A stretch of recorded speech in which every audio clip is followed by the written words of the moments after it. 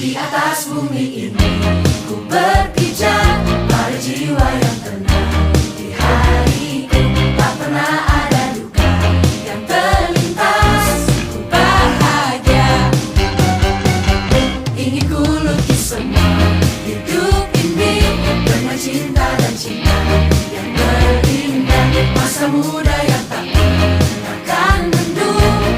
Ku bahagia. Bab ini membahas bagaimana organisasi bisa menciptakan dan mempertahankan kinerja tinggi melalui kombinasi antara manusia, sistem, dan teknologi. Nah, bisa kita lihat dari Amazon yang menggunakan dua sistem, yaitu Connection dan Forte.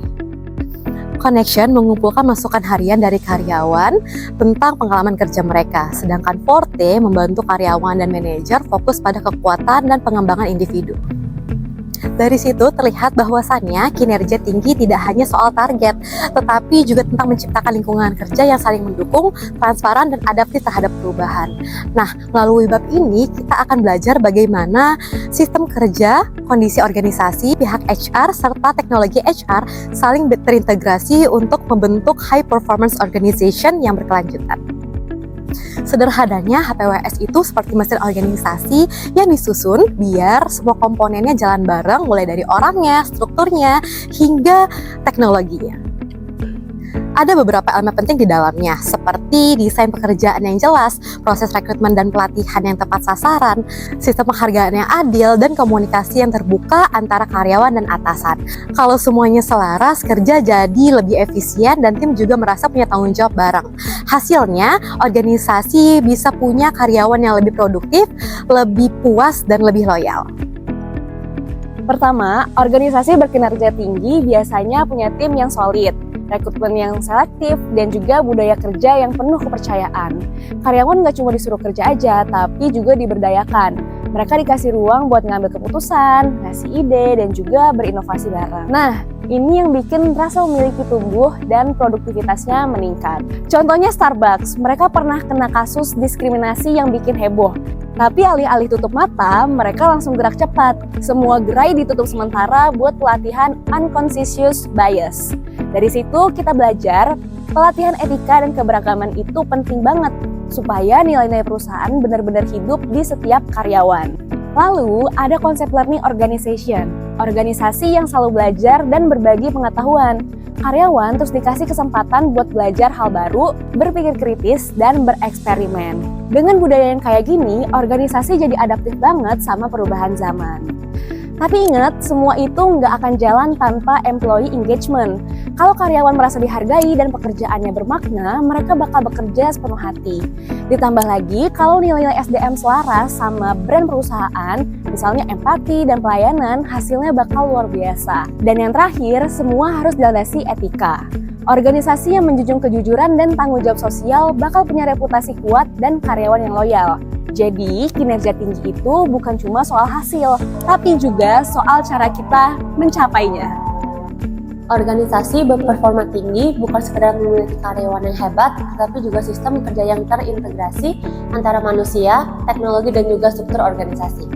Inilah yang disebut dengan High Performance Work System, sistem yang membuat setiap elemen bekerja selaras untuk mencapai tujuan besar.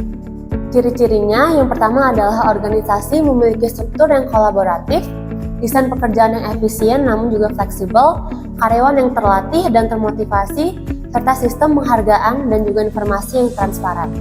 Hasilnya adalah produktivitas tinggi, kualitas produk meningkat, kepuasan pelanggan, dan juga loyalitas karyawan.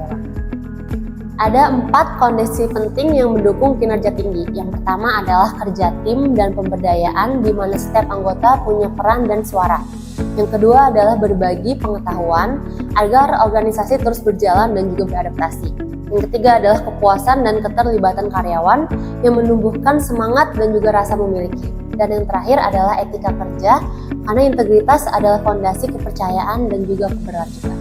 Peran HRM sangat vital, mulai dari rekrutmen, pelatihan, penilaian kinerja, hingga penerapan teknologi HR seperti HRM dan Human Resource Information System untuk mempermudah analisis dan keputusan berbasis data. Pada akhirnya, keberhasilan organisasi tergantung pada bagaimana sumber daya manusianya dikelola. Ketika karyawan merasa dihargai, diberdayakan, dan sejalan dengan nilai perusahaan, maka terciptalah organisasi yang unggul, adaptif, dan juga berkelanjutan. Selanjutnya yaitu ada teknologi manajemen sumber daya manusia. Teknologi telah mengubah peran HR dari administratif menjadi strategis. Selanjutnya itu teknologi membantu HR meningkatkan efisiensi, akurasi data, dan kualitas keputusan dalam mengelola SDM. Selanjutnya itu ada aplikasi manajemen SDM. Aplikasi HR digunakan untuk mendukung fungsi utama seperti yang pertama yaitu rekrutmen online, yang kedua yaitu pelatihan digital, yang ketiga yaitu ada penilaian kinerja online, yang keempat yaitu ada penggajian online. Aplikasi ini membantu peran HR lebih cepat, akurat, dan transparan. Selanjutnya yaitu ada sistem informasi SDM atau HRIS. Jadi HRIS ini adalah sistem terintegrasi untuk mengelola dan menganalisis data karyawan. Fungsinya yaitu mencakup pengelolaan data personal, pelaporan, serta perencanaan tenaga kerja. Yang selanjutnya yaitu ada elektronik HRM atau biasa disingkat dengan EHRM. Jadi EHRM ini memanfaatkan internet untuk menjalankan peran HR secara online. Meliputi yang pertama yaitu operasional EHRM atau otomatisasi proses administrasi. Yang kedua yaitu ada relasional EHRM atau layanan mandiri bagi karyawan. Yang ketiga yaitu ada transformasional EHRM, yaitu mendukung strategi dan pengembangan SDM. Dampak teknologi HR. Jadi profesional HR kini perlu menguasai analisis data, menjaga keamanan informasi, dan menjadi mitra strategis organisasi. Teknologi menjadikan HR lebih responsif dan berbasis data. Selanjutnya yaitu efektivitas manajemen sumber daya manusia. Jadi efektivitas HRM menunjukkan seberapa baik praktik HR mendukung tujuan organisasi. HR yang efektif tidak hanya menjalankan fungsi administrasi, tetapi juga berperan strategis dalam meningkatkan kinerja dan daya saing perusahaan. Selanjutnya yaitu ada audit manajemen sumber daya manusia. HR audit ini adalah evaluasi sistematis terhadap kebijakan, prosedur, dan praktik HR untuk memastikan kesesuaian dengan standar dan kebutuhan organisasi. Audit meliputi seperti rekrutmen, pelatihan, kompensasi, dan keperluan hukum. Tujuannya adalah mengidentifikasi kelemahan, meningkatkan efektivitas, dan memperkuat kinerja HR. Selanjutnya yaitu ada menganalisis dampak program manajemen sumber daya manusia. Jadi analisis program HR ini menilai seberapa dampak kegiatan HR terhadap hasil organisasi. Metode yang digunakan antara lain yang pertama yaitu ada cost benefit analysis dan ROI untuk mengukur keuntungan program HR. Yang kedua yaitu ada KPI HR seperti produktivitas, turnover, dan kepuasan karyawan. Analisis ini membantu organisasi membuat keputusan berbasis data.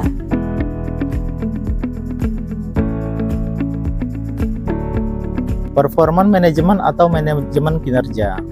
Manajemen kinerja adalah proses yang dilakukan oleh manajer untuk memastikan bahwa aktivitas dan hasil kerja karyawan berkontribusi pada tujuan organisasi. Tujuan manajemen kinerja yang pertama ialah menyelaraskan perilaku individu terhadap strategi organisasi. Yang kedua ialah meningkatkan efektivitas dan produktivitas. Yang ketiga ialah memberikan dasar bagi keputusan administratif. Yang keempat ialah mengembangkan kemampuan dan motivasi karyawan. Proses manajemen kinerja ialah serangkaian aktivitas yang memastikan bahwa hasil dan kerja karyawan selaras dengan tujuan organisasi. Performance management harus dipandang sebagai kegiatan yang berkelanjutan, bukan dipandang sebagai acara yang bersifat tahunan. Proses manajemen yang pertama yaitu adalah memastikan tujuan organisasi baik di tingkat divisi maupun di tingkat bagian. Proses manajemen kinerja yang kedua yaitu mengembangkan perilaku dan individu karyawan agar selaras dengan tujuan organisasi. Untuk proses manajemen kinerja yang ketiga yaitu adalah perusahaan wajib memberikan dukungan seperti pelatihan, pengembangan kompetensi kepada karyawan. Selanjutnya untuk proses manajemen kinerja yang keempat yaitu memastikan bahwa adanya proses evaluasi dari hasil realisasi kinerja terhadap target sasaran organisasi. Untuk proses manajemen kinerja yang kelima yaitu mengidentifikasi kekuatan dan kelemahan untuk menentukan arah dan strategi organisasi. Untuk proses manajemen kinerja yang terakhir yaitu memberikan konsekuensi dari hasil kinerja yang bisa berupa reward dan punishment bagi hasil kinerja dari pegawai perusahaan tersebut. Tujuan manajemen kinerja terdapat 3 tujuan. Yang pertama adalah tujuan strategis, yaitu menyelaraskan perilaku karyawan terhadap tujuan organisasi. Yang kedua ialah tujuan administratif, yaitu sebagai dasar keputusan untuk bagian personalia dan administratif. Yang ketiga ialah tujuan pengembangan, yaitu meningkatkan kompetensi dan kemampuan dari karyawan. Kriteria manajemen kinerja yang efektif. Yang pertama, kesesuaian dengan strategi. Yang kedua, validitas. Yang ketiga, reliabilitas. Yang keempat, dapat diterima. Dan yang terakhir ialah memberikan umpan balik kepada perusahaan. Penilaian kinerja karyawan atau performance appraisal. Penilaian kinerja merupakan proses sistematis yang digunakan oleh organisasi untuk mengevaluasi, menilai, dan mendokumentasikan kinerja individu karyawan berdasarkan standar atau tujuan yang telah ditetapkan. Tujuannya adalah untuk mengetahui sejauh mana karyawan berkontribusi terhadap pencapaian sasaran organisasi sekaligus menjadi dasar dalam pengambilan keputusan manajerial seperti promosi, kompensasi, pelatihan, atau pengembangan karir. Yang kedua adalah pendekatan penilaian berbasis atribut atau attribute-based methods. Pendekatan ini berfokus pada sifat, karakteristik, atau atribut pribadi yang diyakini mempengaruhi keberhasilan kinerja seperti inisiatif, kecerdasan, kerjasama, dan hubungan interpersonal. Di sini ada Mixed Standard Scale atau skala standar campuran. Metode ini mengombinasikan penilaian berdasarkan beberapa pernyataan deskriptif, seperti tingginya, sedang, rendah untuk setiap atribut. Setiap tingkat diberi nilai tertentu dan skor total menggambarkan kinerja individunya. Yang ketiga, pendekatan penilaian berbasis perilaku atau behavior-based methods. Pendekatan ini menilai bagaimana seseorang berperilaku dalam melaksanakan pekerjaannya, bukan sekedar hasil atau karakter pribadi. Yang pertama, critical incident methods. Lalu yang kedua ada behaviorally anchored rating scale atau BARS. Yang ketiga, behavioral observation scale atau BOS. Yang keempat, ada pendekatan penguatan perilaku atau reinforcement based approach. OBM didasarkan pada prinsip behaviorism, yaitu perilaku dapat dimodifikasi melalui sistem penguatan organisasi mengidentifikasi perilaku kunci yang ingin ditingkatkan, lalu memberikan umpan balik dan penghargaan setiap kali perilaku tersebut muncul. Langkah-langkah OBM menentukan perilaku kunci yang berhubungan dengan efektivitas kerja, menyusun sistem observasi untuk mencatat frekuensi perilaku, memberikan umpan balik berkala kepada karyawan, memberikan penghargaan berdasarkan peningkatan perilaku. Yang kelima adalah pendekatan berbasis hasil atau result based approach, management by objectives atau MBO. MBO merupakan sistem penilaian kinerja yang berbasis pada tujuan atau goals yang disepakati bersama antar manajer dan karyawan. Kinerja diukur berdasarkan sejauh mana tujuan itu dapat tercapai. Yang keenam, pendekatan manajemen kualitas total atau total quality management atau TQM. TQM berfokus pada peningkatan kualitas secara berkelanjutan melalui kerja sama tim, umpan balik pelanggan, dan standar kualitas organisasi dalam penilaian kinerja. TQM menilai baik kinerja individu maupun sistem secara keseluruhan. Yang ketujuh, sumber informasi penilaian dari kinerja. Yang pertama, manager atau manager appraisal. Yang kedua, rekan kerja atau peers. Yang ketiga, bawahan atau subordinates. Yang keempat, diri sendiri atau self-appraisal. Yang kelima adalah pelanggan atau customers. Yang terakhir adalah aplikasi digital dan real-time feedback. 360 degree performance appraisal merupakan sistem penilaian yang menggabungkan semua sumber informasi Manajer, rekan kerja, bawahan, pelanggan, dan diri sendiri tujuannya untuk memperoleh gambaran kinerja yang menyeluruh dan dari berbagai sudut pandang. Penilaian kinerja bukan sekedar formalitas, dan disinilah organisasi tahu siapa yang berkembang, siapa yang butuh dukungan, dan bagaimana strategi dapat ditingkatkan. Namun, penilaian kinerja tidak selalu objektif. Kesalahan dalam pengukuran kinerja. Jenis-jenis kesalahan penilaian. 1. Similarity error. Penilai menyukai orang yang mirip dengan dirinya. 2. Contrast error. Membandingkan antara karyawan bukan dengan standarnya. 3. Distributional error. Pertama, terlalu lunak, memberi nilai terlalu tinggi. Terus terlalu ketat, memberi nilainya terlalu rendah, dan cenderung ke tengah-tengah, menilai semua sama rata. Dan keempat, halo and horns effect, di mana satu hal baik atau satu hal buruk dapat mempengaruhi semuanya. Bagaimana sih cara mengurangi kesalahan yang tadi? 1. Melalui pelatihan penilaian, di mana simulasinya itu tuh menonton video simulasi kesalahan. Kemudian 2. Menggunakan pendekatan multi aspek, bukan hanya fokus pada satu perilaku aja. Dan ketiga, memanfaatkan teknologi analisis data seperti perangkat lunak, perception, analisis pola. Kemudian dijelaskan juga nih perilaku politik dalam penilaian kinerja. Kadang penilai diselewengkan demi kepentingan pribadi. Operational politik. Dampaknya apa nih? Dampaknya karyawan berprestasi jadi frustasi. Yang malas justru nyaman dengan pekerjaannya. Nah, bias ini muncul. Bias muncul karena apa?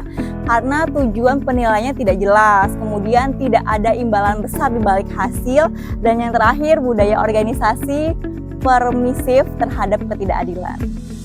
Setelah kinerja diukur, kemudian terdapat sesi feedback, memberikan umpan balik kinerja, menjadwalkan feedback, dilakukan rutin dan konsisten.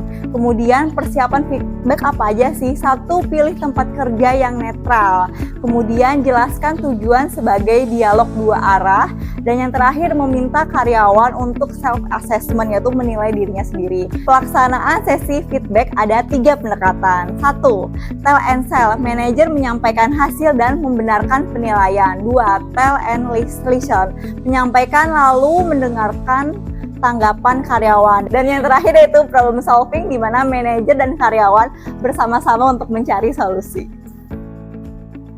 Baik, selanjutnya adalah finding solutions to performance problems. Nah, jadi apabila hasil evaluasi menunjukkan bahwasannya kinerja karyawan berada di bawah standar, maka manajer perlu untuk mengambil tindakan-tindakan korektif. Ada beberapa indikasi. Yang pertama, apabila karyawan terindikasi kurang kemampuan, maka manajer perlu untuk memberikan pelatihan, bimbingan, atau ubah tugas agar menjadi lebih sesuai. Yang kedua, apabila karyawan terindikasi kurang motivasi, maka manajer perlu untuk memberikan penghargaan, berikan umpan balik positif, atau bantu mengelola stres. Dan yang ketiga, apabila karyawan kurang keduanya, maka berikan peringatan atau tindakan-tindakan yang diperlukan. Dan yang terakhir, apabila karyawan sudah berkinerja baik, maka perusahaan harus tetap memberikan tantangan dan peluang pengembangan agar tidak bosan atau pindah pekerjaan. Tapi perlu disadari juga bahwasannya kadang masalah tidak hanya berasal dari individu, tetapi juga dari sistem organisasi, misalnya alat kerja, prosedur, atau manajemen yang kurang efektif. Selanjutnya adalah isu hukum dan etika dalam manajemen kinerja. Jadi, sistem penilaian kinerja harus adil secara hukum dan etika, melindungi hak karyawan, dan menghindari diskriminasi. Yang pertama adalah persyaratan hukum. Jadi karena hasil penilaian digunakan untuk menentukan promosi, gaji, dan hukuman, maka sering muncul gugatan hukum, misalnya seperti diskriminasi dan pemecatan secara tidak adil. Nah, untuk mencegahnya, organisasi harus memiliki sistem manajemen kinerja yang sah secara hukum, misalnya berdasarkan analisis pekerjaan yang valid atau menggunakan kriteria objektif, kemudian melibatkan beberapa penilai. Yang keempat adalah memberikan pelatihan penilai, dan yang terakhir adalah memiliki mekanisme banding. Baik, dan yang terakhir adalah pemantauan elektronik dan privasi karyawan serta kaitannya dengan etika. Jadi banyak perusahaan kini menggunakan monitoring elektronik seperti menggunakan sensor, komputer, dan aplikasi untuk mencatat kinerja. Nah, jadi meskipun banyak manfaat untuk efisiensi, hal ini menimbulkan banyak masalah privasi seperti karyawan khawatir diawasi tanpa alasan yang jelas dan diperlakukan seperti mesin. Oleh karena itu, yang pertama, pengawasan hanya boleh dilakukan bila perlu. Yang kedua, tujuannya harus dijelaskan secara terbuka. Dan yang ketiga, data harus digunakan untuk pembinaan dan pengembangan, bukan hukuman. Dan yang terakhir, privasi data karyawan wajib dilindungi.